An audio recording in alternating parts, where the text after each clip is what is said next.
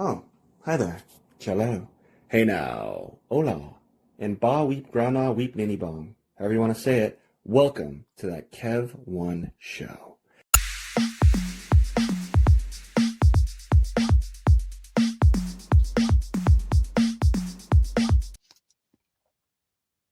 My guest today is a Southeast actor with life experience to spare, who you may have seen interrogating in the world of Spider-Man, or catching cracking cases hardcore in Fatal Attraction series, or in 50 Pack.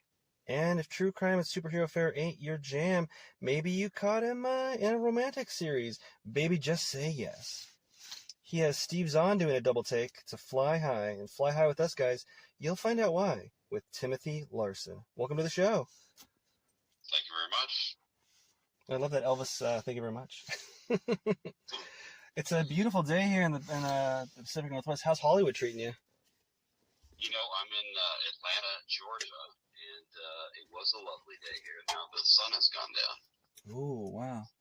Yeah, it's still bright and shiny here. Man, yeah, I've talked to many an actor from Atlanta, which is kind of like the new Hollywood, Like, it's so funny, like, growing up in Portland, it's like, I got to go to Hollywood one day. And I moved there for acting for about 5 years and then had to come back here before COVID. And then there's always at least like 2 things filming here. And I've flown back to Hollywood for something.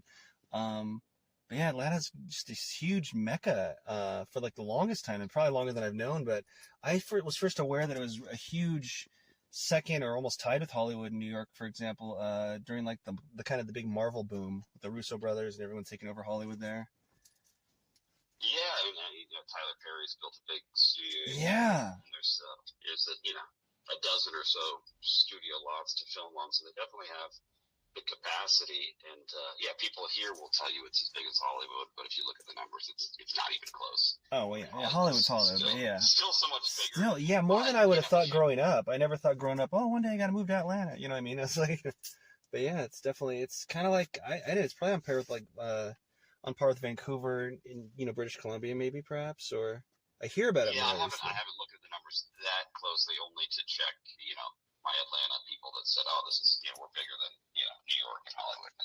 Don't think that's the case. Like, I don't know, guys. But no, happy to have the amount of films and TV that are shot here. But if you're an actor, go where the work is, whether it's Atlanta or a smaller market or wherever they need you. And I definitely traveled around to get my foot in the door. Yeah, my whole family's here, so when I came back like a little before COVID, like I was like, all right, so this makes sense too. It is way more affordable than LA.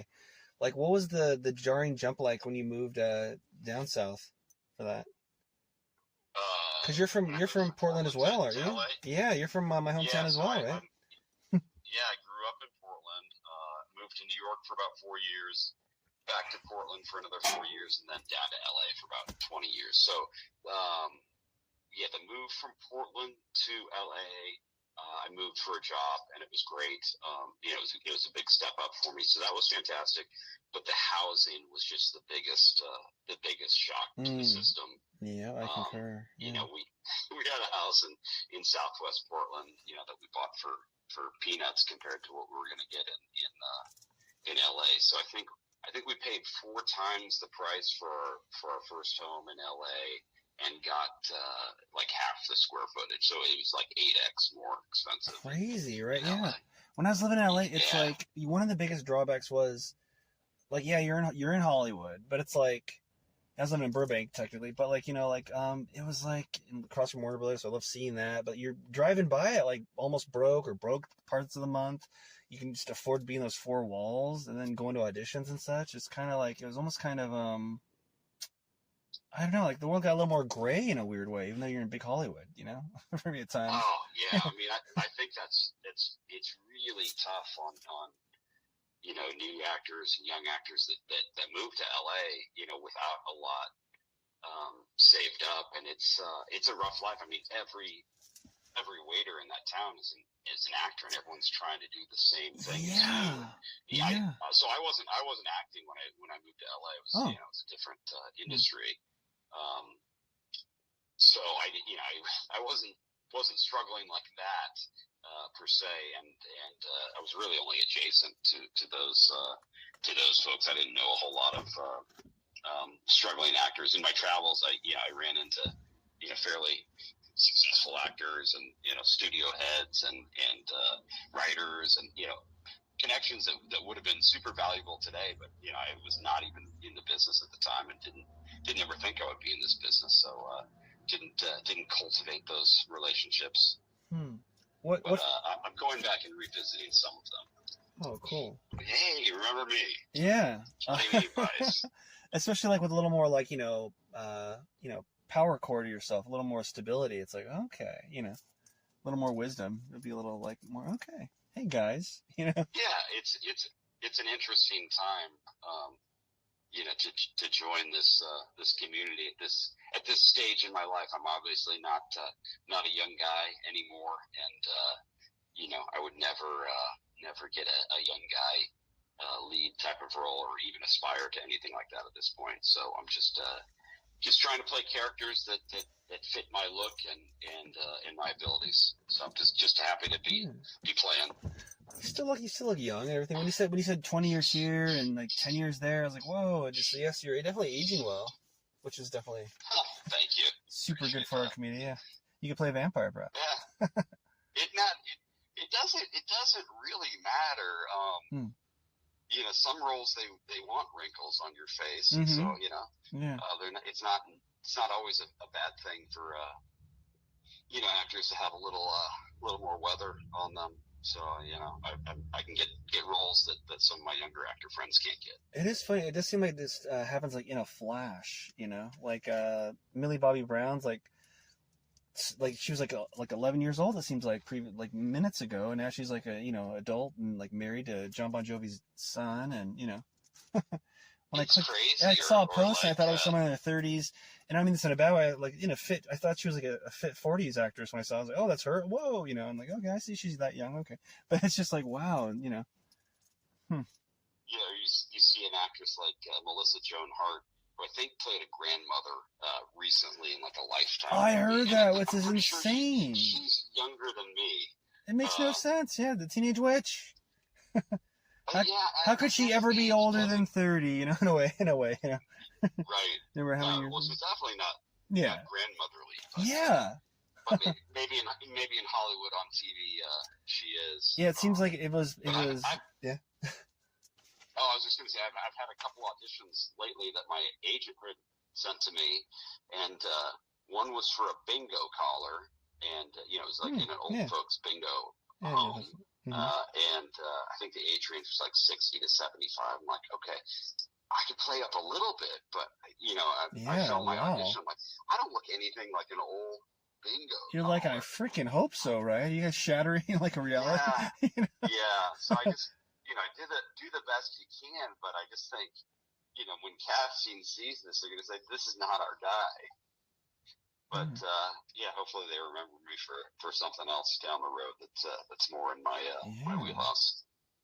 When you said bingo collar, I figured it must have been because it's not your age for sure. I figured it must have been like the guy that's kind of running the game. Like okay, he like comes to the old folks home like a it's the guy that runs the game. But I kind of googled bingo collars and I'm just like an old curmudgeon dude, just trying to pass the time, calling out numbers. Wow. Makes me want to write a script of like a younger guy being like a con man who goes to old folks' home and runs the bingo games, and there's some sort of scam to it or something like that. Yeah, no, I getting in their will or something. Take where I was kind of a sarcastic, enthusiastic bingo caller, but still didn't get a call back. So you weren't acting at first in LA. So when did you first like undeniably catch the acting bug? If it was a little later, it sounds like. Well, that's hard to say. I did act as a kid. I was at school plays, and then in high school we had an acting program. So I took acting classes there, and kind of joined that group in a small way. I mostly did plays.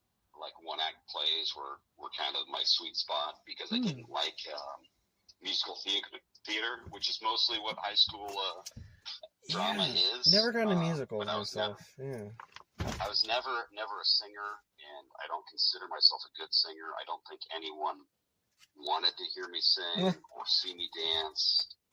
But I did like, the craft of it, if you could even call it that, at my rudimentary level at that point. Oh, what was that? Grant High School by chance, or what school was that? No, so I grew up in Albany, about an hour south of Portland. Okay. And then in college, I went to Oregon State. I did a little bit of acting there as well. And I considered it, in high school I was a bit of a ham, and I think I was voted most likely to be either a game show host or an MTV VJ. And I thought it was just kind of a joke at the time, but I think people, really did see, me as kind of an actor type, and I didn't. I was always a realist, and I always thought, if I go to LA, I'm going to end up, homeless and broke, and a waiter. And I wasn't a big risk taker, and so I ended up in the financial services industry after I moved to New York, and stayed in that until 3 years ago when I quit the career and moved to the southeast to explore other avenues. Yeah. Channeling your Michael Douglas Gecko character from Wall Street, maybe? I think I was a softer, gentler. I was more like Tom Cruise in The Firm? I guess my job was. Do you remember his trader? He was kind of a fat dude, curly hair, and he was more like you. You're more like that. that was my job, to actually trade the blocks of stock for a Gordon Gecko. My bosses were nothing like Gordon Gecko, but that's the gist of it. Oh my gosh. So were you taken back when you saw Wolf of Wall Street after kind of living that life a little bit, or? You know what? I haven't even seen it. Oh, yeah. It's a good one. I recommend that. Yeah, one. I know. My son loves it. Yeah. Obviously I saw Wall Street. And, I watched that a number of times, and that was. Well, because when you described the curly-haired character, it reminded me of Jonah Hill's character in Wolf of Wall Street. So I was like, okay, man, they probably took it from that. Yeah, it might be a similar homage. Guy. So I was definitely interested in that business, and then moved to New York without anything. So I guess I was a bit of a risk taker. My girlfriend was there at the time, who's now my wife. Oh, cool. But I didn't know anyone. Had almost no money. Went out there with a couple of cheap suits, and then just thumbed through the New York Times classified, and eventually got hired by a firm, and was off to the races after that. Very cool. Oh. Huh. So how did you circle back to acting? Like, how did that finally come to be? Yeah, primarily. So it's we've got a little bit of time, and it's going to take a little bit of time to explain this because it was an odd entry into this business and almost accidental. So I had my other passion in my life that I didn't pursue was flying. I always wanted to be a pilot of some sort. Wow. So I flew a little bit after college, but not enough to get my license before I moved to New York. And then once I was in New York, it wasn't happening. I was in the city. It didn't have a car, didn't have money. So that was put on the back burner. So I got the career going out there for about 4 years. My girlfriend who turned into my wife was doing a master's program in New York, and so she was just thinking she wanted to stay for a couple of years and then move back to Oregon. But I liked my job and I liked the career, and so I thought, let's hang out a little more. So we were there another couple of years before we finally packed it in and moved back to Oregon. So I moved back to Oregon, unemployed, and much as one does. I thought there was a small chance I could still work in the financial services business, but my job was so niche that there weren't that many people in Portland that were doing that, and so I interviewed at one place, didn't get a job, and then I'm like, great, I'll go fly. So I started flying every day, training, got my license, was training for my instrument rating, and then got a call from another firm in Portland saying, hey, we're looking for a trader. We know you interviewed at this other shop, and we'd love to have you in for an interview. I thought, well, great. I didn't think I'd be able to work in this business still, and so I went in, interviewed, and got the job, and stayed there, basically until that company went under, and then worked at another job, and I was just flying for fun at that point, just for myself, and then got a great opportunity in LA. So I moved to LA and quit the flying altogether and raised a family. Had 3 kids. Oh wow! So the flying thing's important because when I quit my career 3 years ago, I have a friend that flies for United. She flies the 787, and she was a high school classmate, and we're friends still. And I told her, hey, it's still like flying. And she was super encouraging to me, saying, it's not too late. You can still go out and get a commercial license and get a job. You're not too old. And I'm like, really? She's like, yeah, absolutely. So I started doing that every day. I was doing that in LA before we moved. I had to get my kids through their school year, and so then we moved in the summer, and we moved to Charleston, South Carolina. Jeez, you've been all over. Super charming town, and a town that my wife and I had visited before and thought, God, this is such a cool spot. And so we knew we needed to move somewhere cheaper from LA if I was going to be completely unemployed with no income. And we thought, okay, that's a good spot. So we kind of put down some roots there.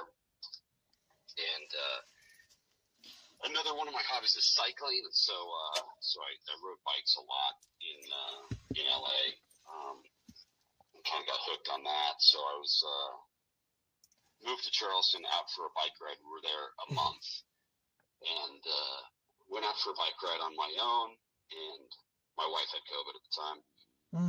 I felt really bad pedaling my bike. I'm like, oh man, oh my God, I feel terrible. Oh no, yeah. And couldn't pedal, couldn't really breathe all the way. I was getting this kind of lump in my throat, and I'm like, wow, this COVID is really something. It really does hit hard and fast, like they say. And I was right in front of a hospital, like 5 miles from my house, and God, maybe I should just go in there. And then I'm like, nah, they're just going to tell me I have COVID and go home.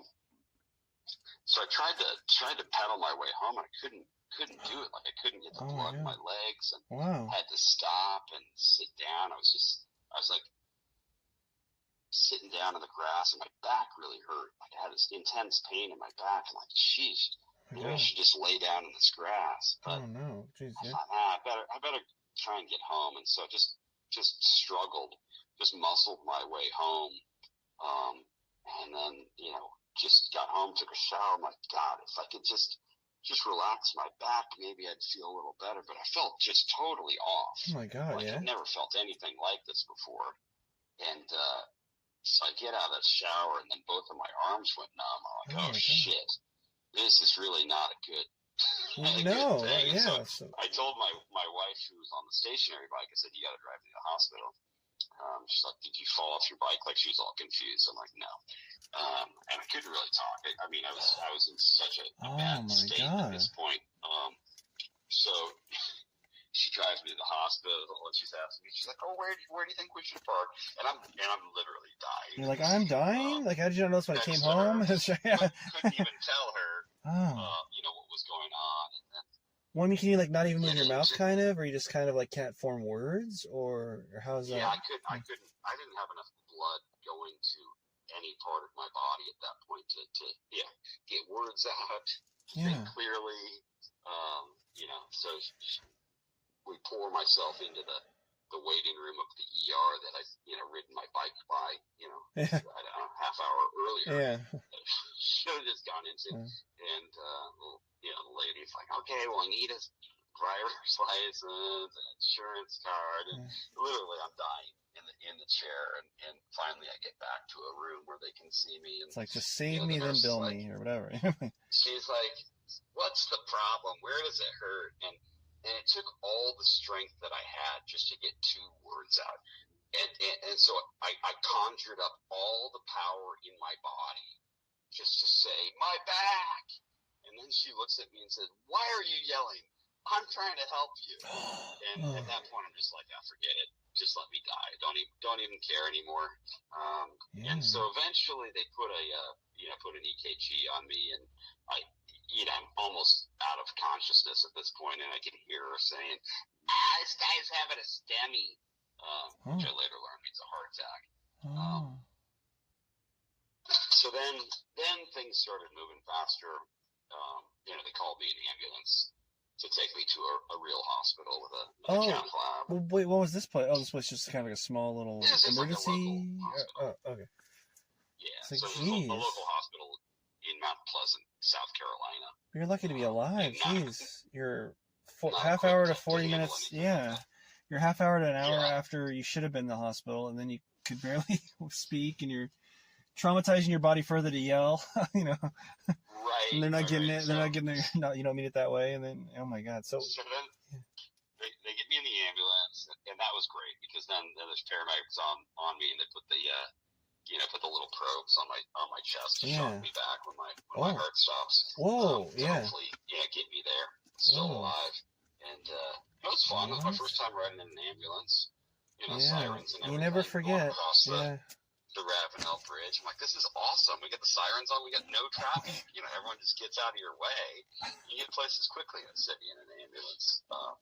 So we get to the cath lab, and the team is there, and they're expecting me, and wasn't long before they were shoving a tube basically up my radial artery, so they go in through the wrist and guide the thing into the artery. God, it's fascinating. I still don't know how we figured out how to do that. It's in humanity. It's wild.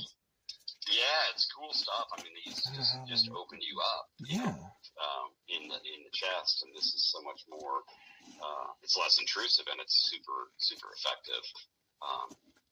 So they were able to scan it and see exactly where it was, and get to it right away. And once they got the stent in, I mean, I felt like 50% better, like instantly, because then the blood is flowing again, to your body. Yeah, it's all. I guess it's all just plumbing, huh? It seems like it's got that.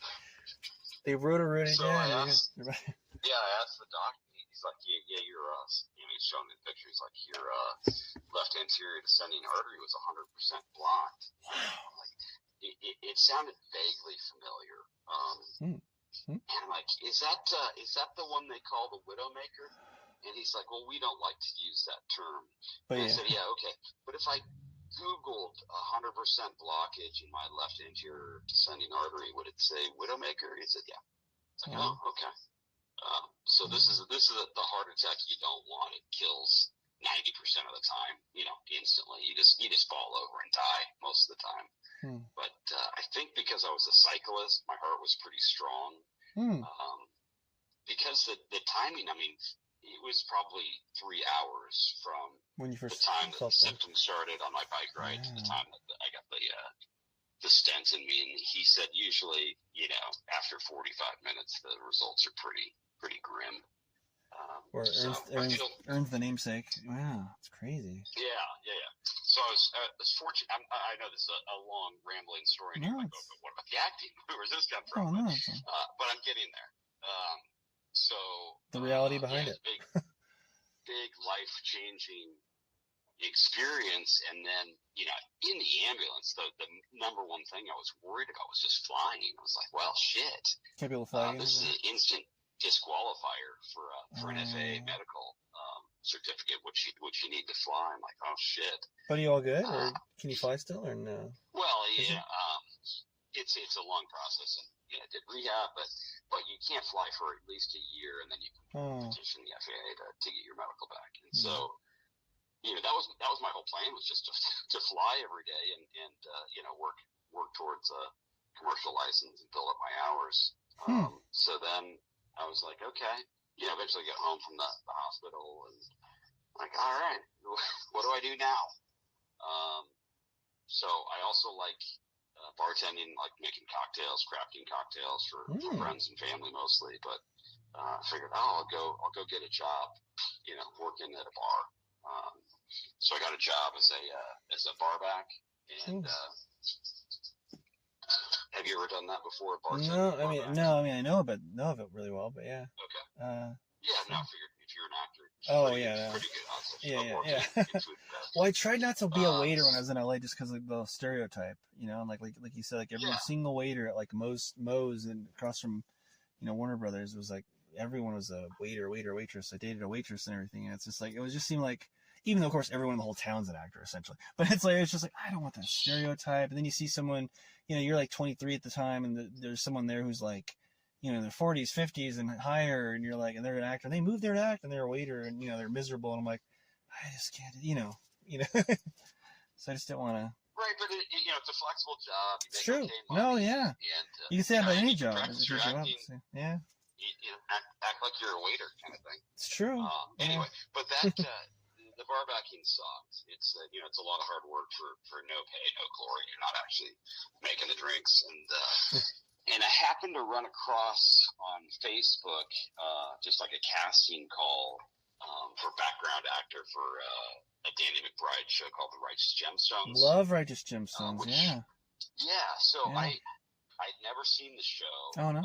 But I knew Danny McBride from his Eastbound and Down. Yeah, Eastbound and Down. Eastbound and Down. Yeah. I love that show. Yeah. That show was hilarious. Not just him, but the same creators, so the same vibe. Yeah, so same team. So I've since watched it, of course, but oh, cool. But they were looking for someone to be a guitar store employee. I'm like, I played guitar for like 5 years. I can do that. I can pull off that look. I kind of look like that. You know, so I sent in pictures and, you know, measurements and stuff. And yeah, it was real quick. It was like, okay, great. You're on set the next day, you know, show up here at this hour and you go to work. And so this was my first day on set. And if you've ever worked background, it was kind of a typical BG day, you know, in holding most of the time. You got a, like, you know, the worst PA on the set, wrangling you and telling you what to do and treating you like a child. So that part was terrible, but the work was fun. You know, the scene I was in, they did some stunts. It was the sister played by Edie Patterson, and she smashed a guitar over her lover's head. Oh yeah. She was BJ. she had a so I don't think that made the show. I think they cut that scene completely. So much improv, so much great improv on that show too. Doesn't surprise me that there's a lot of classic moments cut out, I'm sure. Huh. Yeah, so I was on that set just for a day, and while I was in holding, I saw an alert saying they were looking for a photo double the next day, and you know, here's the height and weight, and they showed a picture of the principal actor with his eyes blacked out, and like, oh, I look like that guy. I look just like him. My hair is the same. I'm the same height, same weight. So I had another BG actor take photos and send them in, and yeah, within an hour, they're like, okay, yeah, you're on set tomorrow at 6 a.m.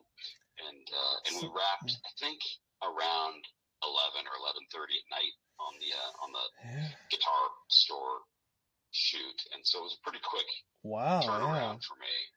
Quick turnaround for more of a close-up type vibe, you know, where you're second team, you know, like, oh wow, okay, background, moving up to second team to photo double, but I didn't.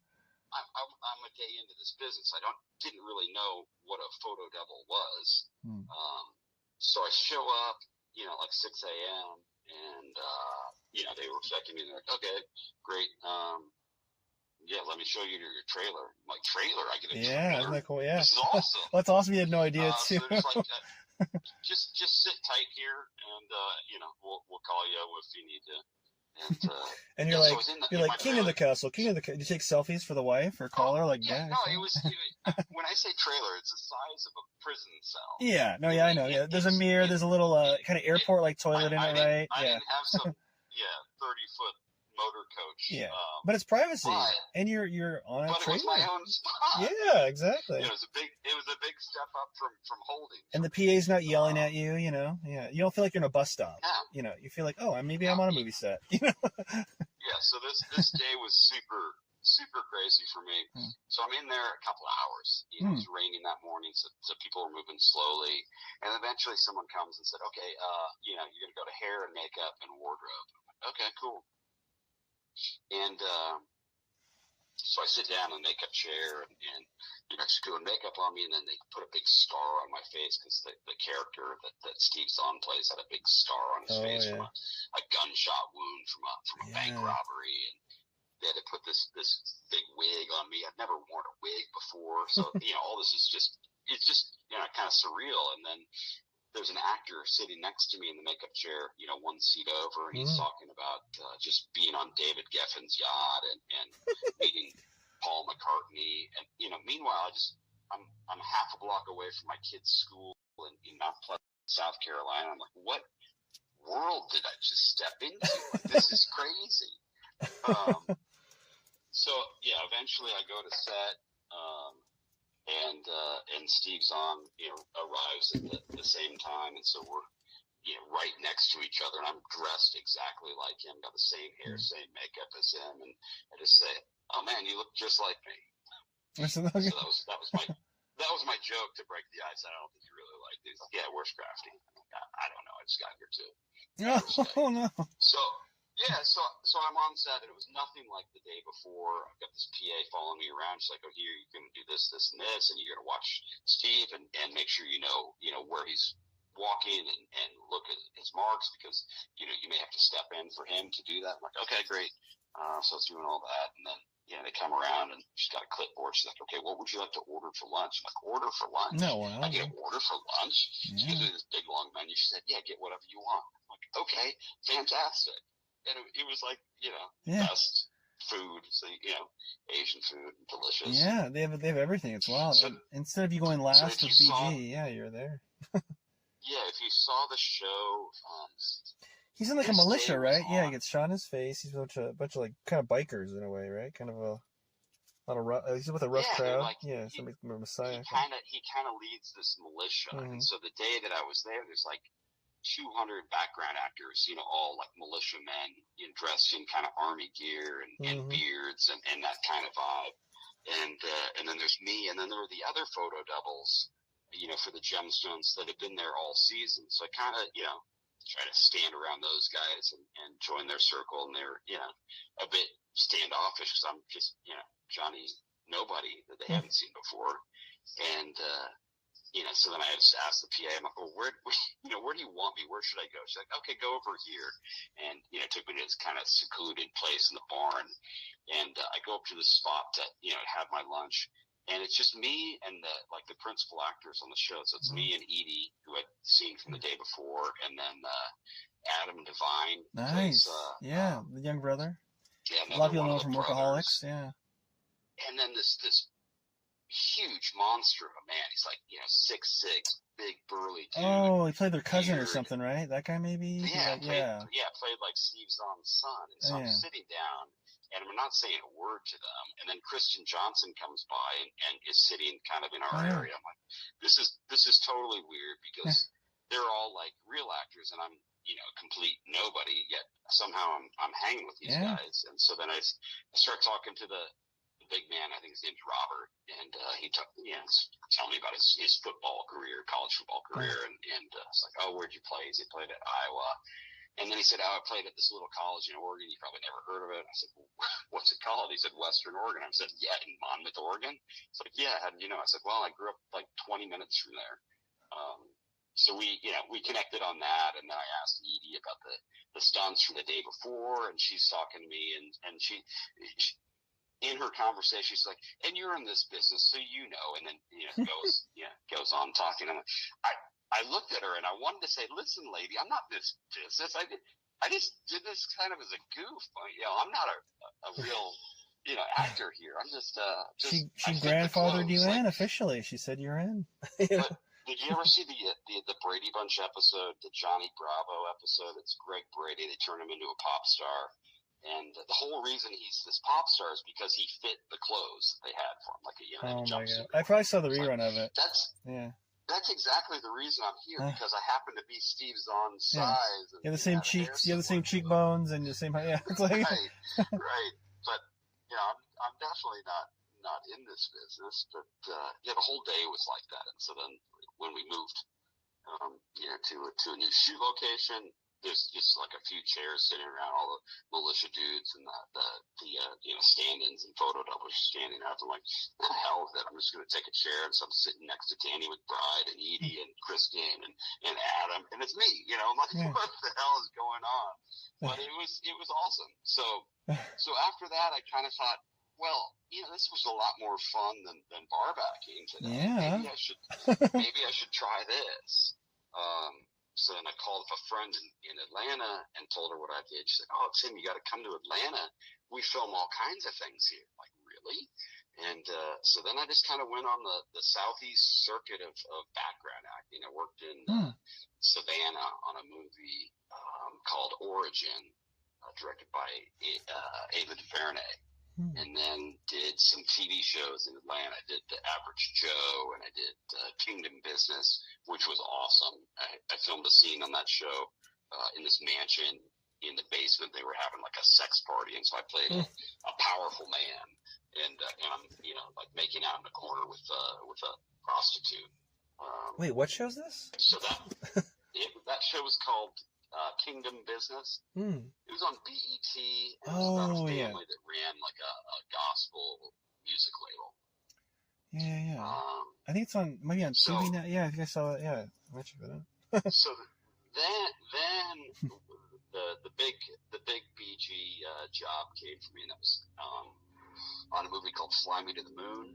Oh yeah. With Scarlett Johansson, Woody Harrelson, and Channing Tatum, and I was on that for about, well, it was over the course of like 3 months and probably 6 weeks on set, playing a Secret Service agent. And I was commuting from Charleston to Atlanta, at my expense. I was making, no money after I was paying for my lodging and everything. But it was just, it was the greatest experience, to be on a big budget, movie set for that long. And had all the time in the world to talk to other BG actors and crew and kind of learn, what everyone is doing there, what their roles are, what our role is, and it turned out a bunch of these BG actors are principal actors as well, and so kind of got some tips on what the next steps would be if I wanted to become a principal actor, and so that was how it happened. That's how it started for me, and then after that. I was off to the races. I went and got headshots, and then just tried to network with anyone I could and find any kind of filmmaking happening in the Southeast, and met some filmmakers in Charleston, traveled to Charlotte, traveled to Raleigh, traveled to the sticks of South Carolina, traveled to Atlanta, just working with independent filmmakers to land any role that I could, that's how I got started. And then I was able to put a reel together. I didn't even have my reel together when I went out looking for an agent, but I was able to land an agent, and now I've been with him for a year or so, and he sends me real auditions, for real paying jobs, and that's what's been happening.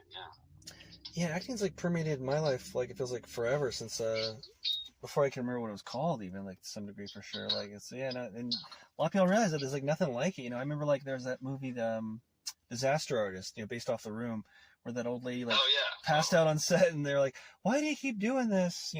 She's on that nightmare set, and she's like, "The worst day on a film set's better than the best day anywhere else." There's some magic to it. True. I mean, we had 16-hour days on that Fly Me to the Moon set often, but they treated us really, really well, because we were there for a long time. There were about 30 of us that were playing Secret Service agents, and so they got a lot of work out of us. We don't have that much screen time at the end of the day, but they definitely needed us there, and some of us did get really good screen time. Like my face was center, and it was just my face on the screen and a couple other BG actors. Huge, and so that was fun to see in the theater. Oh, hell yeah. I have friends and family that call me up and they're like, "Hey, were you in Fly Me to the Moon? I think I saw you." Like people that didn't know, because I don't. They're like, it was either you or Steve Zahn. I'm not sure. Right. Yeah. You're moving way up, or Steve Zahn's moving down a peg, or something. Oh man, no, Steve Zahn's fantastic. Oh, he's awesome. Yeah, I loved him. Did you see him in White Lotus? Yeah. White Lotus, he was awesome. Yeah. I mean, yeah, I wish maybe I hadn't told that joke and maybe could have had a real conversation with him. But Steve, if you ever hear this, love your work. You're fantastic. He's really great. Yeah. I mean, how can you not say something like that? I probably would have walked up to him and done the, I don't know if you remember Face Off, and done the line. I would have looked at him and said, like, it's like looking in a mirror, only not, or something like that. I don't know if he'd laugh. Right. Same response, maybe. Yeah. Yeah, I mean, whatever. You never know what state people are in. And this is the beginning of the day, and so he's getting ready to shoot his scenes, and he had a pretty heavy day. Yeah, that was a pretty... of shooting. Oh, yeah. The whole day, yeah. Was that the whole... Was it the scene where he was going to hostile takeover for his little territory by his members, or no, was that a different day? I remember the story of that. Say it again? Was that the day where like people were kind of taking his role over in his position in the militia, or... This was like the last day where there was the car chase, and then the monster truck is chasing them out of the compound. Yeah, the big action set piece, yeah. Right? Yeah, so it was cool. It was cool to see the monster truck in action, super, super loud. But I was saying, I did no work, that day. Like, he wanted to do all his own shots, even if they, didn't see his face or whatever. He was like up for all the scenes. So yeah, it made my day as a photo double super easy because I didn't even work. I was just there in case they needed me. Which I figured out that happens a lot. But back to the Fly Me to the Moon, the other Secret Service agents. Like, I met another guy, an Oregon connection, and he was another football player. He was telling me about playing football in college. He was playing at the small college in California. I said, "Oh, what was it called?" He said, Pacific. I'm like, "Oh, really? Did you ever play Oregon State?" He's like, "Yeah, I played Oregon State. Played there a couple times." I'm like, "Okay, I think I saw you." And he's like, "Well, he said, "Are you from Oregon?" I said, "Yeah." He said, "I am too." I said, "Well, where are you from?" He said, "Lake Oswego." And I said, "Lake Ridge or LO?" And he said, "Lake Ridge." I said, "What year?" He said, 89. And, it was a year before my wife graduated from Lake Ridge. And so I had a couple of his classmates in my phone, and what do you call it? The FaceTime called a couple of them and, said hello. And it said, "Oh, and I got this guy next to me." And so it was just such a small world for a couple of Oregon dudes, 50 years old, that happened to be, right next to each other on a film set. But since then, so that was like, gosh, that was 2 years ago at this point that we filmed that. And there's about 15 of us in a group chat that are still, friendly, and we chat in there probably every week. And a lot of these guys are principal actors or stuntmen or just BG actors trying to, keep the dream going here, mostly in Atlanta. But I made connections on that film, and I think some of these guys are going to be my friends for the rest of my life. Yeah, that's so awesome. Yeah. Huh. What's the furthest you've traveled to be in a role? Yeah, not that far. I mean, it's all been in the Southeast so far. So I think Raleigh was the furthest that I went, and that was early on when I was just trying to land anything I could. That was for a music video, just a little indie artist and a little indie director that wanted to make a video and needed I played the ex-boyfriend of the singer. So I was a bad dude. Yeah. A-hole. You're like stalking her through a crowd, kind of, I imagine. Treated her. No, I wasn't stalking her, but I was an arrogant jerk, and she eventually breaks up with me, and that was the name of the song is Rearview Mirror. So she put me in her rearview mirror and moved on with her life. What's the band's name? Raleigh. I should look that up. Yeah. What's that? What's the band's name? I'll look that up later. Maybe it's on YouTube. That's a good question. That was just a solo woman artist, and I can't think of it at the top of my head. But yeah, that and Charlotte probably were the furthest. But I don't know. Atlanta was a 5-hour drive from Charleston each way, and I was doing that every week for, like I said, about 6 weeks on that this cardio film. Huh. I know they do have a lot of Adult Swim projects in Atlanta too, so yeah, I gotta go down to Atlanta. I haven't seen any of those or haven't booked any of them. I see the verticals a lot is now what I'm seeing casting calls for. And are you familiar with those? The vertical? Oh no, what is that? I literally was gonna. I think one of the tabs in one of my phones has vertical, because I remember someone mentioning that on maybe Facebook or something like that. Someone saying, "Hey, are these vertical?" Yeah, what's going on with that? What is that exactly? Is that like a new? So it's kind of a new medium, at least in the United States. I think these were big in China, or are big in China and Korea. So in China, they call them C-dramas. I think they're called K-dramas in Korea. And, it's essentially like a full-length feature soap opera, but it's broken down into micro episodes. So they're 60 seconds long or 90 seconds long.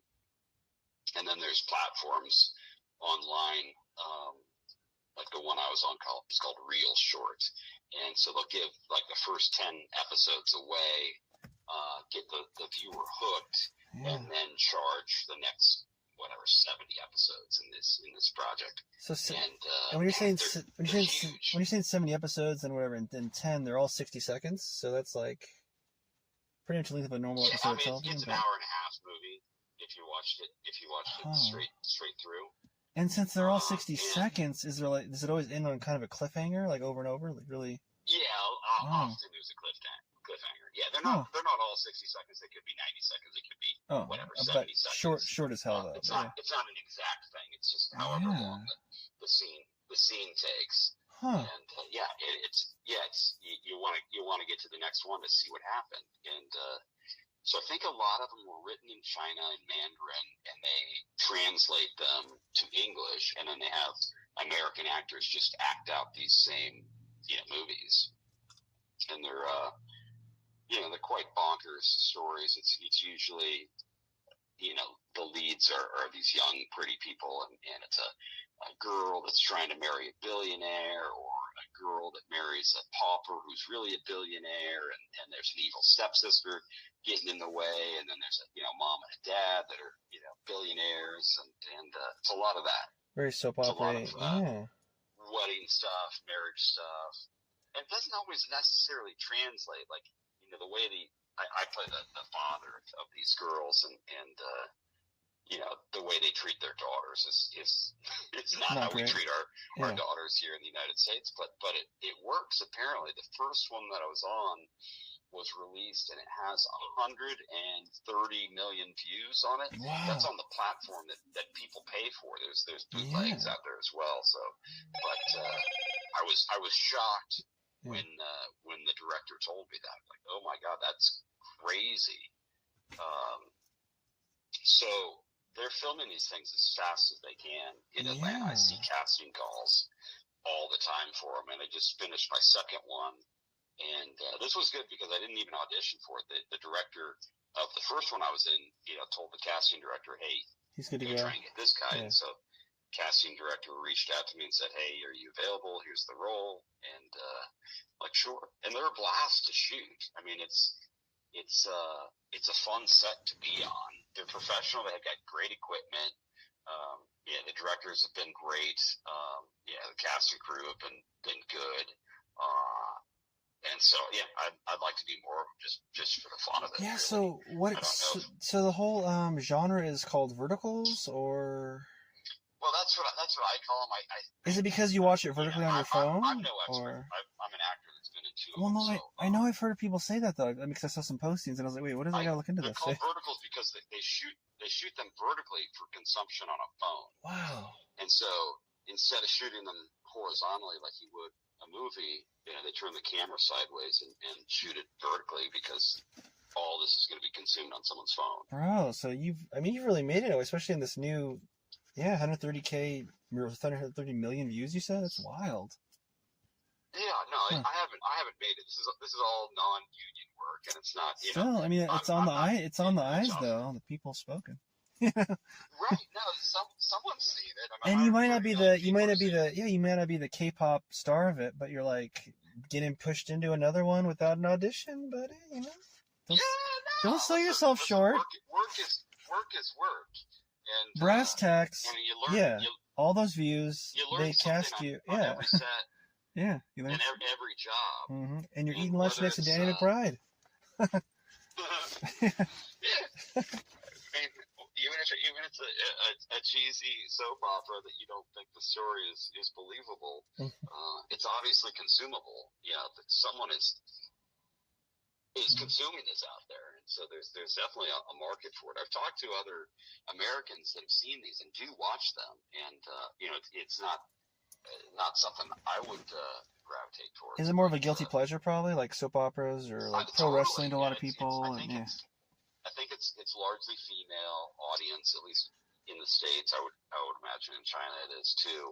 I did watch a fair amount of kind of nighttime soap operas. Yeah, I watched Melrose Place. Melrose Place. There you go, Heather Was Locklear. one that I watched, and 90210.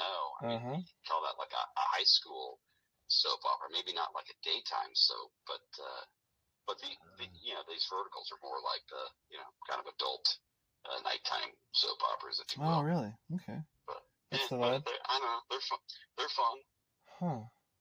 And I definitely have to look those up, and I'm sure people are probably gonna hit me up on Patreon, like, Kevin, this is what it is, but yeah, because I've heard of it, and I wonder where I'd watch it here, just on a site, or I wonder if it's on. The site that my first one was on is called Real Short, REEL Short. I feel like I've seen that icon. I feel like I've seen that icon on like a smart TV or something, on a Roku TV maybe or something. Yeah, maybe. Yeah, I don't know. But you Yeah. could just go to the website if you wanted to check out a few episodes. The first one I was in is called Baby Just Say Yes. Okay, yeah.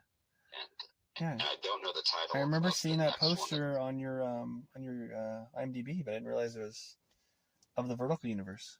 Yeah, it is. It is. So hopefully I'll get another vertical credit on there when they make one. But yeah, that's what's happening here in Atlanta. It's fun, and you can see those casting calls on Actors Access. If you just search the Southeast listings, if you're ever just curious, what they look like, and maybe if you want to come out for one, go for it. Yeah, I mean, I really look. I gotta get back in Actors Access, but I still have my account. But that's how I got not Operation Repo. That was in person, but Cold Case Files. I was actually in town in Portland for like the holidays or some reason, and I was still living in LA. But I was looking at Actors Access, and I was looking into the LA stuff still for the hell of it. And it said, like, even though I was out of town, but it said, like, oh yeah, Cold Case Files, please, Bobby Dean Taylor, this real life murderer, and must be willing to travel to Portland. And I was like, so part of my submission I submitted, I was like, I'm from Portland, it'd be free room and board on my end, and I'm here right now. And I did a Zoom call. Awesome. It was before COVID even, I think, or before you did Zoom calls for everything. I had Zoom for some audition probably before, but yeah, got it. So it's just kind of funny. And then I was in Scappoose, Oregon, where I'd never been or heard of before somehow. But it's not far. You probably know where it is. But no. Yeah, I do. Because I've landed my plane there before. Oh, see. And so, are you flying high again, or not yet? So yeah, I was able to get my medical back from the FAA. After a long, expensive process of tests at cardiologists, and so once I got that ticket, I was like, well, now's the time. So I just said hell with it, and went out and bought an airplane so I can build up hours quickly. So that's what I've been doing. In between auditions, I try to fly as much as I can and fly all over the country. I flew out to the West Coast. I went to California, Washington, Montana, and been to Maine. I go to Florida often for lunch. I'll go to fly to Wisconsin to pick up some Kringle and then fly home. That's so I wild. fly into these places and they're like, oh, what are you here for? You seeing Johnson Wax? I'm like, no, this year to get some Kringle. And they look at me like I'm crazy because they look at the plane that I just flew here in, like 4 hours away. It's like, you flew that from Atlanta and you're flying back today? I'm like, yeah. Get 8 hours in with that flight. So, that's been a blast. It's been a real joy and a privilege to do that. I think I've hit 36 states so far in the lower 48. So I think I got a dozen more or so to go to get them all.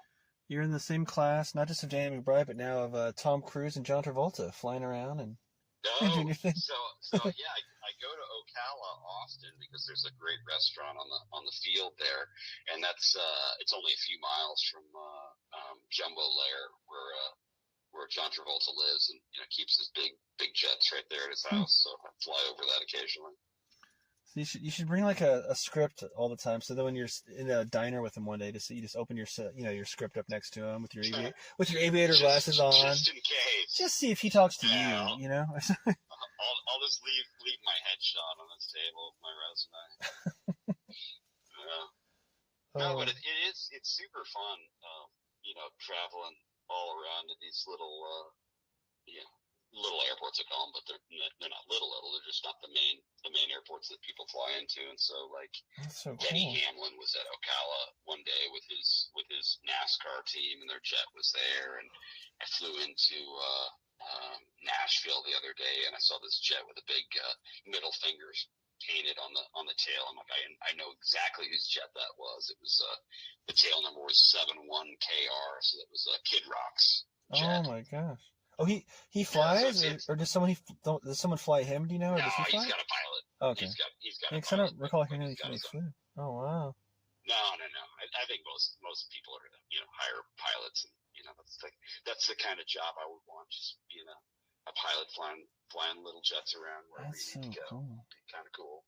You must feel like so free up there, Does it just feel like It is pretty free. There's a lot of space up there in the air. It's not like driving a car where you got everyone around you all the time. Yeah. Hopefully not. Space. Yeah, hopefully.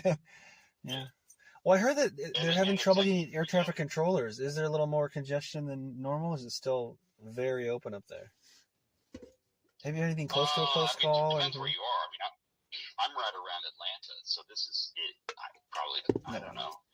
Maybe after JFK, the busiest airspace in the country. It's nuts the number of flights that are coming in and out of Atlanta. So it's super busy around Atlanta. But these controllers here are awesome. They do a great job and keep everyone away from each other. Yeah, so you're obviously not as high up as like jumbo jets, right? Or is that not?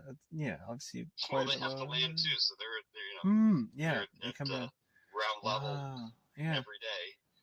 Fascinating. So, no, I don't cruise at those flight levels. How does it work? Do you have to constantly report where you are when you're taking off? Do you have to get approval before? It depends. So if I'm VFR, visual flight rules, I don't have to necessarily talk to anyone unless I'm in a controlled airspace. And if I'm flying IFR, I'm talking to them all the time. But you can also get flight following where you're talking to the controllers all the time, even if you're VFR, and I do that. I do it every time because I'm always flying somewhere and I don't want to run into anyone, and so they tell me if there's other aircraft around, and I can also see these aircraft on my iPad. There's a newer technology that I didn't have when I was learning to fly 20 years ago, and now it's awesome. All aircraft have this signal essentially that they send to the ground, and the ground sends it back to my receiver, and I can see where the planes are. Like a sonar type deal, or just a almost GPS looking thing. Something like that. They call it ADS-B. So it's a radio signal that is broadcast from the airplane down to a receiver on the ground that beams it back up to my receiver in my airplane, and then I'm able to see direction, altitude, and speed of the aircraft, so I can kind of tell if their track and my track are going to converge. And again, the air traffic controllers see that as well, and they'll call it out and We've got rules to keep us separated. We're flying at different altitudes, going different directions, and so it's a pretty good system. It's not foolproof, obviously, but I'm very comfortable with it. Now, silly or maybe not so silly question: have drones taken much of an effect or altered your flying behaviors at all? Or? Yeah. So again, drones are very low to the ground. Yeah. Usually, I haven't seen those military type drones. Maybe they had on the East Coast, like in New Jersey. But most of the hobbyist drones are a few hundred feet above the ground, and most of the time, unless you're landing or taking off, you're well above that. I feel like with my luck, I'd be like wanting to take off, and I just see a drone like kind of where I need to take off. I'm like, God, guys, move, come on!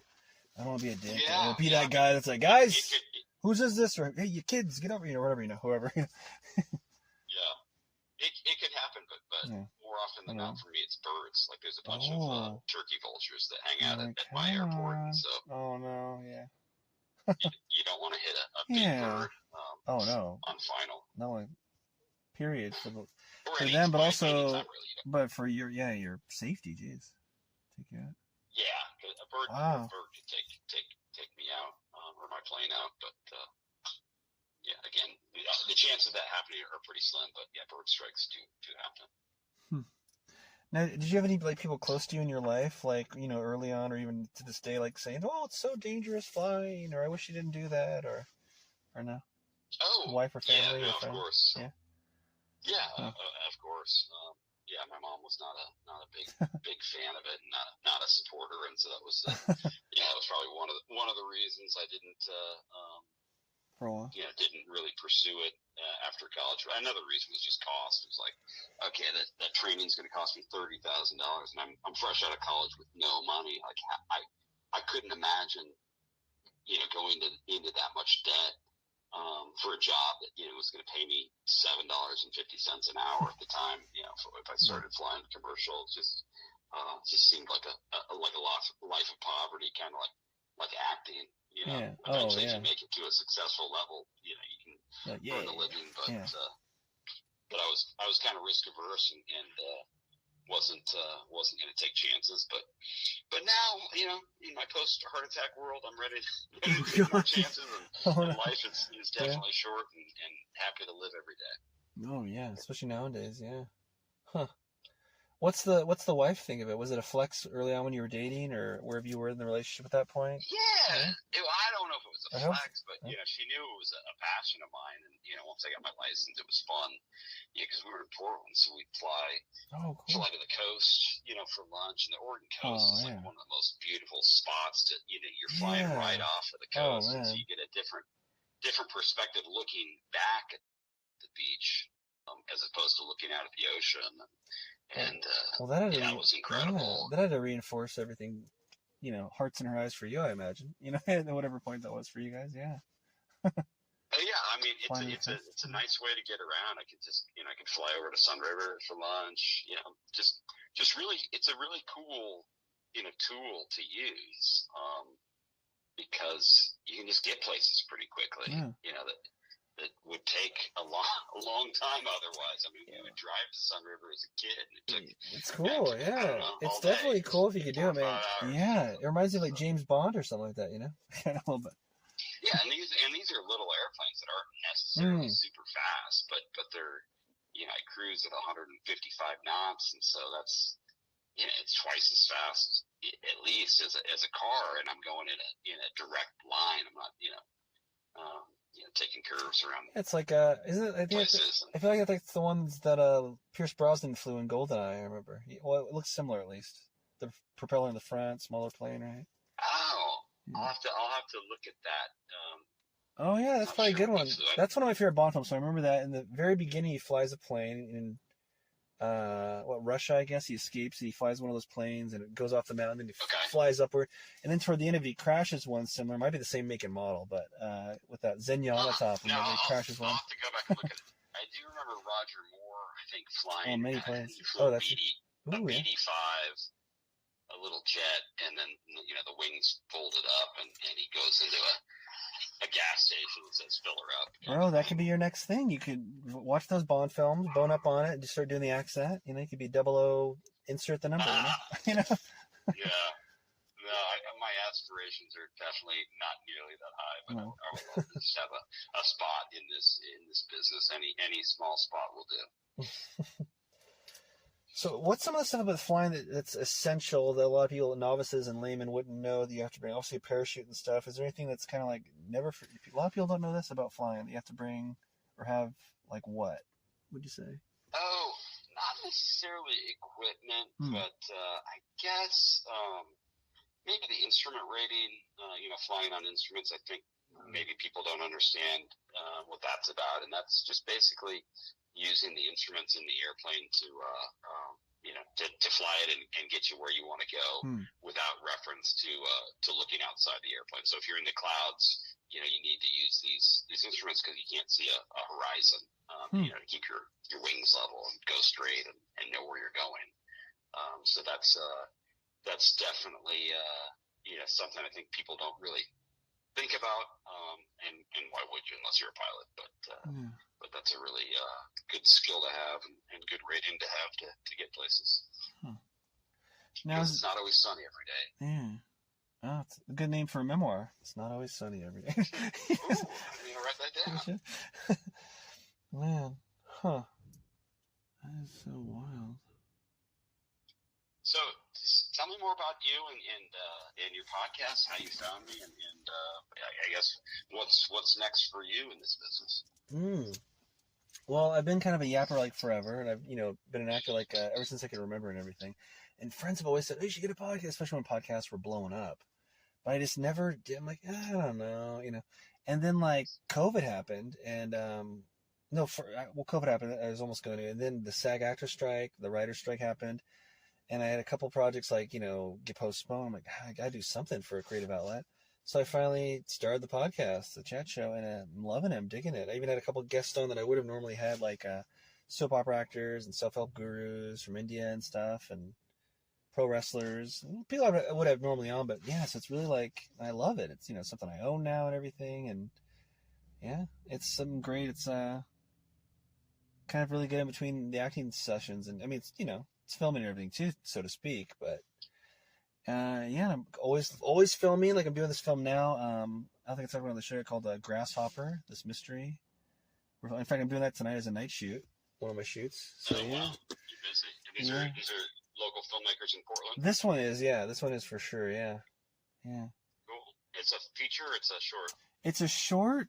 I mean, I think it's a short. I know it's independent. I think it's short, yeah. But it's inspired by there's this contest the Russo brothers had, showing like an Italian-American experience, and they were going to do that, but then they didn't have enough time for the story they wanted to tell, so it spun into this. So it's, kind of this Italian-American at the heart of it, tale of family, but it's kind of like a globe-trotting kind of mystery, kind of like, I hardly remember that movie Sahara with Matthew McConaughey, but I feel like it's kind of like that, kind of like a more younger, kind of goofier, but with a lot of darkness to it, Indiana Jones kind of ish. Okay. Does that make sense? That's what's going on right now. Yeah, besides the show and surviving this whole crazy world where it's always, season finale, it feels like. There's no normal episodes, it feels like. I don't know if anybody had a snowstorm in Oregon, and then, your windshield's frosted over in the mornings, and then you can't even imagine wearing your jacket in the afternoons, and, Yeah, the whole world. I've lived in such temperate climates for decades, and now this was the first time in over 20 years that I've seen it snow at my house, really. So we had a few little flurries here and a couple days of ice, but otherwise the Southeast it's pretty manageable here weather-wise. Yeah. And so when are you coming to Portland again? Speaking of my neck of the woods. I know I will be there this summer. My mom's having her 80th birthday at Cannon Beach. Cool. I'll be there for that. And then I'm hoping to fly my airplane out to see Jack White at the Edgefield in May. God. And I'm going to go see him in Nashville, and I'm super pumped to see him. I just saw that SNL 50 Oh yeah. music show. I don't know if you saw that. Yeah, I saw that. How crazy But is that? Jack White closed the show out. Mm-hmm. That's the perfect choice because no one can follow that guy. He's No. awesome. Yeah. Just, Oh, that was so epic. Yeah, that was, man, and it finally got them in the top 10 in the ratings again. SNL, and yeah. It was really, I'm glad they did it the way they did it, because it was really like an annual episode or a huge, like, epic, giant-sized, affair, like, worthy of it. Steve Martin coming out to host, and the audience being, like, so many celebrity hosts. It was really like, wow. The show was incredible. It's kind of like, the Oscars and the best of SNL, yet live and new, rolled into one, It's great. Right. I love Molly Shannon coming out doing, I'm 50. And I remember her doing that. I'm 50 when I was in like high school or whenever she first did it. And I'm like, well, I almost want to Google how old Molly Shannon. Yeah, Sally O'Malley. Stretch and kick. Yeah, she's a really, really funny lady. She's incredible. And you forget because there's been so many cast members, over the years, and you're like, oh man, they come back. They did so well. Really they had so many people. You probably noticed it too. That were like cast members came back. They were doing like essentially, I guess, literally background work in some of the sketches, and they finally had a line in something later. I'm like, wow, that's how deep they are. Yeah. Even like Fred Armisen was playing drums for who did he play for? I think he played for the B-52s. And did he play for Devo also? I'm pretty sure he did. He's a legend. And he had so many specials where he had that special. I feel like I saw just parts of it. I'm not gonna lie and say I saw it. I gotta watch it. I love Fred. I mean, Portlandia was great. I know a lot of people here actually. You might know this.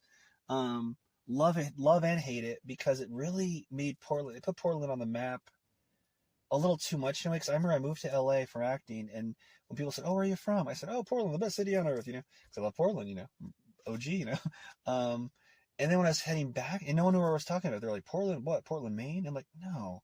I got even offended when people called Pasadena the city of roses. I'm like, well, you guys bring the roses in. We grow the roses, mother. And people like, no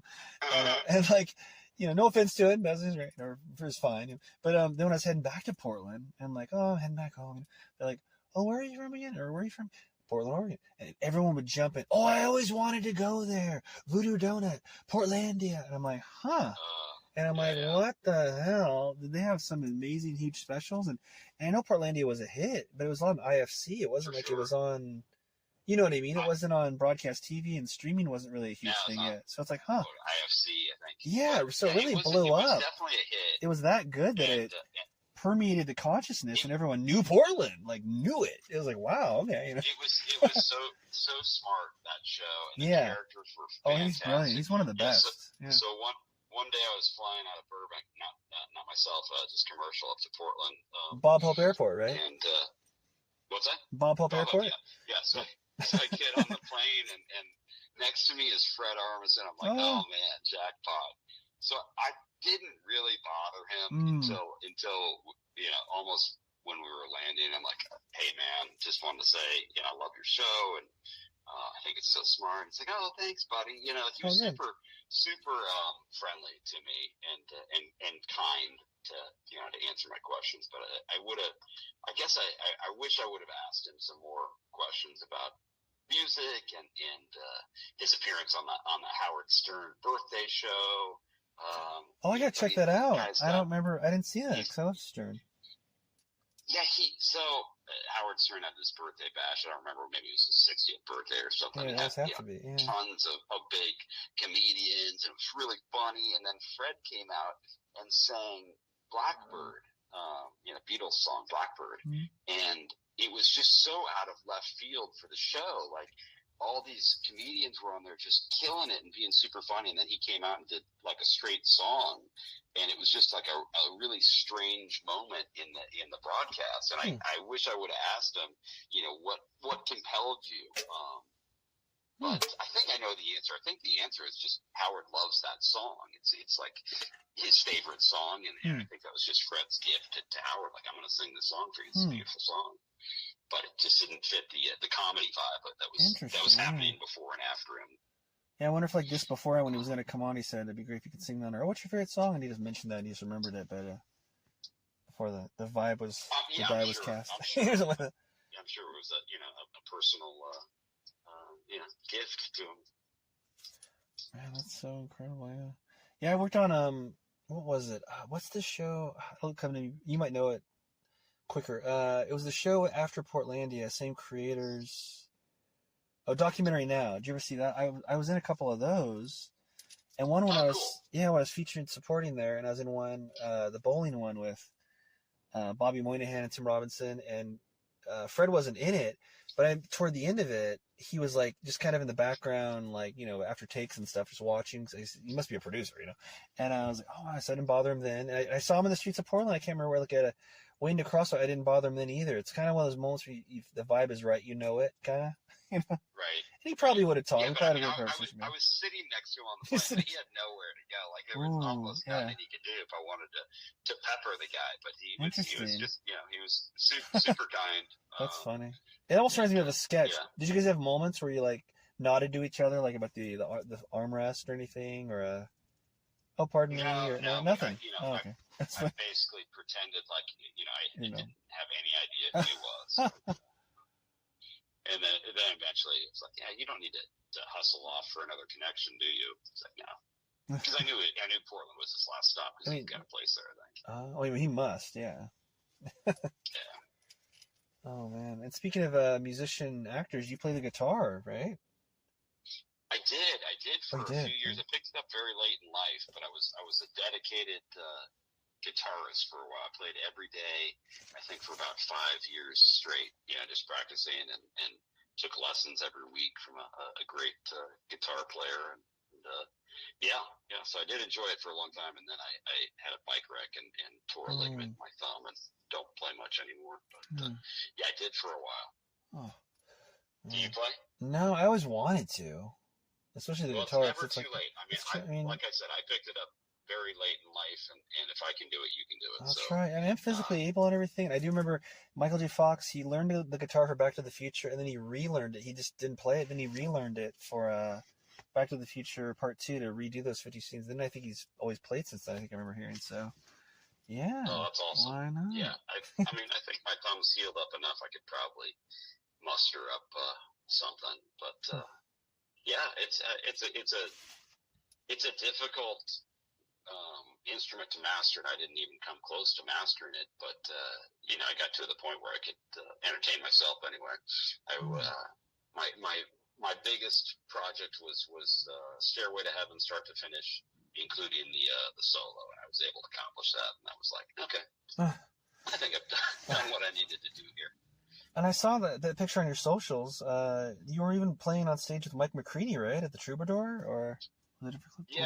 Yeah. So that was just kind of a I don't know, just the stars aligning kind of thing. I've been a Pearl Jam fan for many years, and my 40th birthday was coming around. I'm like, I'd like to do something cool for my 40th birthday. I wonder if Pearl Jam's going to be on tour. So I checked that, and they weren't on tour, but Mike was doing a tour with his side project called Flight to Mars. It was the 10-year anniversary of this project that they play in Seattle every year to benefit Crohn's and Colitis Foundation, which Mike supports. And so in their 10-year anniversary, they wanted to do a little mini West Coast tour, so they were coming to LA, like the week of my birthday. I'm like, oh, this is perfect. I'll go see that. And then, because it was supporting a charity, they were auctioning off these experiences, like you get a VIP pass and kind of get a backstage pass to hang with these guys and see the process. And then there was one golden ticket. Whoever bid the most could get on stage with them and play whatever you're capable of playing. You could sing, you could play a tambourine. I'd been playing guitar for a year or so, so I was like, I could play guitar. So I was like, I have to get this. I don't care what it costs. I have to get it. It's for a good cause anyway. Sure, and so the auction opened up, and I was bidding on it, and I just bid until there weren't any other bidders. It's like, I have to do this. And so then I got in touch with his manager, and we said, okay, here's the songs that you might play. And so I had a few months to practice these songs, and I said, this is going to be my birthday. And so I invited a bunch of friends and family to the Troubadour, and it was incredible. It was awesome. I had like 40 friends and family there, and my song was kind of in the middle of the set. And so I'm just enjoying the show, from the crowd with everyone else, and then my brother comes up to me, and I'd open the bar for all my guests, and so he was pretty liquored up, and he just comes up to me and grabs me on the shoulder. He's like, "Oh my God, Tim, you're about to go play with Mike McCready. Are you nervous?" And I said, "Well, I wasn't nervous at all until now, but now I am." And so that was a little freaked out. I'm like, "Oh shit, should I be nervous about this?" And I wasn't nervous at all. I'd practiced a lot, so I went up to the green room there at the Troubadour, and Duff McKagan's up there, and I'm like, "Duff, I'm about to go on stage and play with Mike." I was like, "I'm a little nervous now." It's like, "You got any advice?" He looks at me straight in the eye, and he's like, "Don't fuck up." I'm like, "Oh, great. Yeah, that makes me feel a lot better."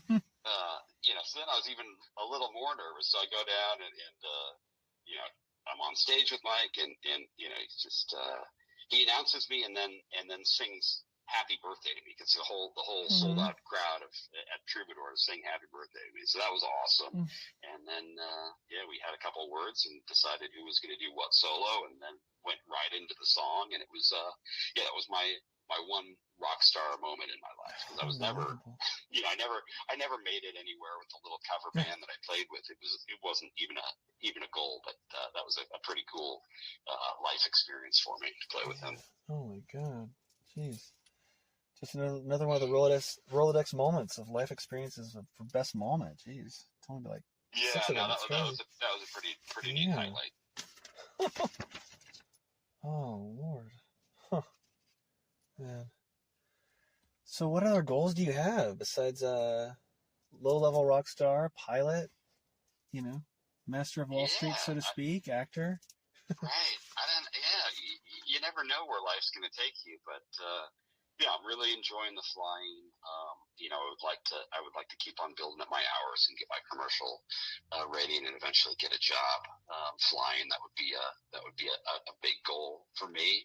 But I also want to continue down the acting journey, because it's a lot of fun, and you never know where you're going to go with that. Yeah. Do you have like a dream role at all, or a dream type of role that you haven't quite scratched that itch yet? Or no, I keep my hopes and dreams pretty low. When I first got into this business, people asked me, like, "What's your goal in this business?" I said, my goal would be, to get a speaking role in a theatrical release that I would go see, that I would choose to see. So I would want to see my name at the end of the credits, even if it's under 5, just in a film, period. I mean, that's it. I think that would be success for me. Could I do more than that? Of course. Would I want to do more? Of course. But I'm just happy to play a small part in this business. And the next goal would be just to book something, a union job here, co-star role or guest, because that's something I haven't done yet. It's all been non-union work for me so far. Man. And so do you think you're going to stay there in town for the foreseeable future? Do you think you guys might move? Yeah. So I have finally a kid. landed? I still have one kid in high school, and so we're going to get him to finish out here. So he's a freshman, so I've got at least 3.5 more years in Atlanta until that happens, and then then we'll see. I mean, I'm not really tied down to any career anymore or any location. So we'll see where it takes me. Oh, yeah. And are any of your 3 kids following your footsteps? Financials, flying, or acting? Yeah, my youngest son, when I first started doing the BG stuff, I would see casting calls, and I saw a casting call for they posted a picture like, "We need someone that looks like this," and it was this redhead kid, and it looked like my son. I'm like, well, I might as well just submit you for this. Let me take your picture and submit you. And it was for an indie film in where was it? It was in Raleigh. And it was really good. It turned out to be fantastic. So he booked a speaking role before I ever did. And the name of that film is, let me see. Oh yeah, Bernard Gets Famous. So it's this mockumentary about a nepo baby whose dad's a big movie or music producer, and this is kind of a ne'er-do-well musician. that's been in 25 bands, but never made it, and it's hilarious. And so my son plays the younger version of the main character in flashback scenes.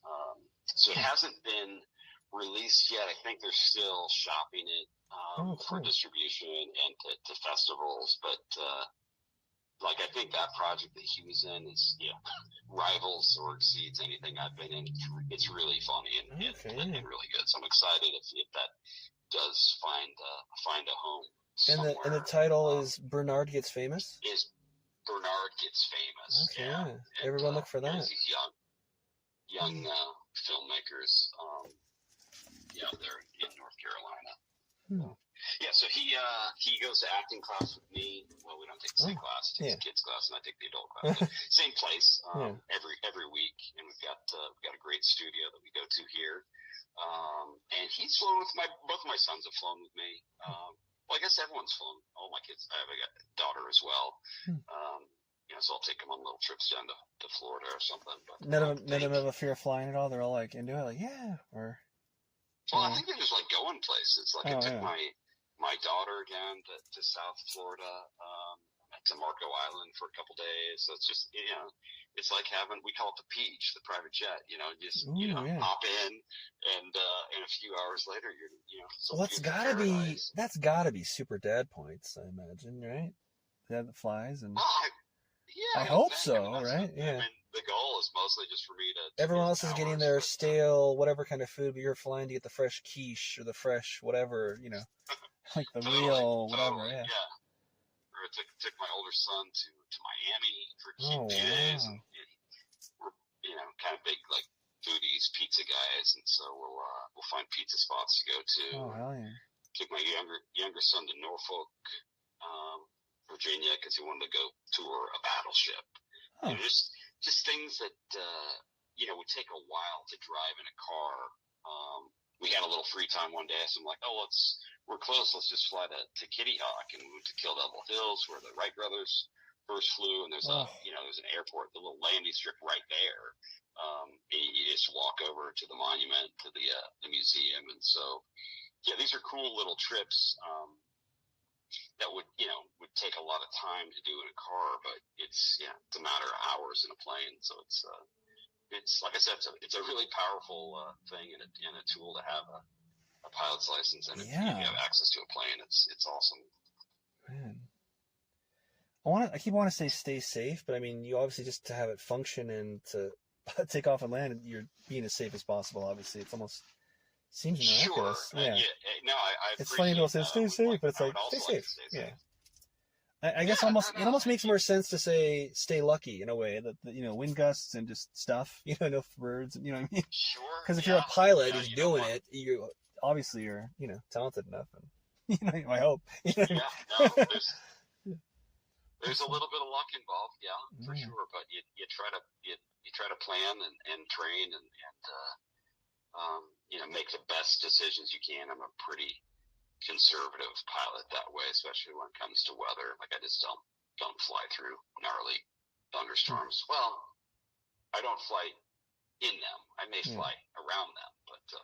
Now, are you videotaping when you do? Because I imagine that it's got to be the best footage, or is it just so you're just so in the moment? Yeah, I haven't gone there. I know there's a lot of pilots that blog and YouTube and get the GoPros on their You wings might get those hits. You might. I don't know if you get the vertical numbers. I mean, no pun intended. I'm not really looking for that. I just want to cool. be a pilot and just want to fly, and I don't need any views or anything like that. See, that's trying to keep my acting separate from the flying. That's the true merit of a champion or of a winner. I mean, you're like, I don't care. I'm just flying. Yeah. I mean, whatever. No. Yeah. That's cool. Yeah, nothing against the guys that do, and it's probably a nice little source of income, and maybe I should do more of that, but. Maybe if the economy gets a little worse, if eggs get a little more expensive, maybe you'll do it for egg money. You're like, I'm just doing it for the eggs.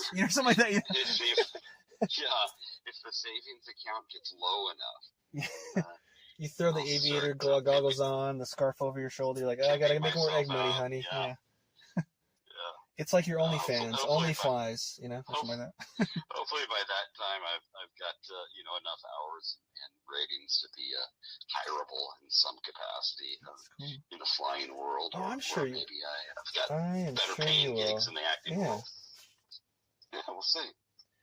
You're probably gonna have the good luck or bad luck, however you want to look at it, as you'll get the hours and everything. You'll get that gig to fly, but then you'll get these acting roles that it's too big to fly. You'll be like, man, I'm too big to fly. It's crazy. I doubt it. I think the odds of getting something like that in the acting world, especially in Atlanta, are very slim. Like, Atlanta's a day player market, so, there's opportunities for co-stars and guest stars and non-union work. But as far as, like, the series regulars, I mean, they're pretty few and far between for guys like me. You never know. It might take off, You never know. So I've had one massive audition so far in my career that I didn't think I would get, this early in my career. And when I got the audition, I was like, holy shit. Yeah. So it was for a supporting role, pretty meaty supporting role, opposite Channing Tatum in a movie called Roofman. They shot in North Carolina. And called Roofman? It came in my email. I'm like, are you kidding me? And I don't think I was necessarily right for the part or looked, as the description depicted the character. But I was like, wow, that's really cool just to get a you're in the conversation. Like Yeah, and I think you have to get 100 of those before you might have a chance of booking one, and it'll be interesting to see who booked it. I'm sure it's an actor that's much more. I'm definitely gonna look for that, and I'll text you about it, and I'll be like, Roofman though, huh? Steve Zahn got the job. Steve Zahn. Much better. You would have beat Steve Zahn. You would have beat John Lovitz. Right. What is this? I would have been cheaper than Steve Zahn. So yeah, I mean, it's possible to get something like that. That would be a decision I would love to have to make. But the good news about flying jobs is there's still other flying jobs and still other acting jobs. And the flying jobs are so important. The flying jobs are so important. It takes such insane skill that I think you're definitely gonna nail that. It's got to be in demand and everything. So. Yeah, until the I don't know, AI takes over, all the autopilots. Oh my God! Can you imagine the AI planes? Jeez. But even then, they'll have emergency technician pilots to come in when the AIs crash, and you come in and you're taking over that shift. You're taking over a human on aircraft for a long time. Yes. Even if they're just human supervisor or whatever. Supervising the system, but you may see single pilot jets in the future. Wow. In our lifetime. Oh my God! I never even saw that movie Stealth with the AI pilot. And maybe that was good or not. It was Jamie Foxx and what's her name? The chick from Seventh Heaven. With all due respect to her. No, I didn't see it. It's called Stealth. It was a big budget movie. I don't think it did that well financially, but with Josh Lucas and Jamie Foxx and Jessica Biel, and they're in the Air Force or whatever, and they're flying this AI aircraft. They're flying like stealth bombers, but then there's an AI one that's going to take over, and I think it goes bad. It's like an action film, so I think, sure. But yeah. Anyway, enough about movies you're not in. All right. But man, thanks again for doing the show, man. You bet. No, thanks for. I'm flattered you even found me and had me on because I tell everybody I'm nobody but nobody in this business. And, you've beaten death with the heart attack story, and you're flying high, and you're you're getting in there. I appreciate anyone noticing or mentioning me. So I'm thrilled to do it, and congratulations on the podcast and the work, and I wish you continued success. I'm sure our paths will cross again soon, and we will be on a set. It's a small world. And if somehow I play a Wolverine or something like that, and we're on an airplane next to me, you better talk to me. Right on. I won't pull a Fred Armisen. I mean, he would have talked to you, but still. Yeah, he's super nice. Oh man. And my assistant's signaling that it's the time is nigh for this night shoot. Well, for me to get ready for the night shoot. It is still daytime. Way over. Oh, but yeah. To edit this down, but good luck. Just a wee bit. I don't think there's anything to edit unless you have any secrets you want to edit it out, or yeah. No, I don't. Nothing in there. Worst case, I might say that does it sound all right when you were looking for your son's IMDb credit? There's like a half a minute, but like I think that's fine. It'll probably be in it. Oh yeah, no, please, that's embarrassing. I didn't mean to have dead air for you there. Well, hey, we got to get more hits for your son, quicker. and Bernard gets famous, you know. So. Yeah, I'm sure they'll love the plug. Thanks again, man. And keep flying high. You bet. Okay. Thanks, man. See you next time, bro. Talk to you later. Night. And this episode of that Kev One Show is dedicated to Michelle Trachtenberg. Well, friends, the theater lights have come back on overhead. Please clean up the candy wrappers you snuck in and traverse safely. See you next week, or superfans online at patreon.com/thatkev1show.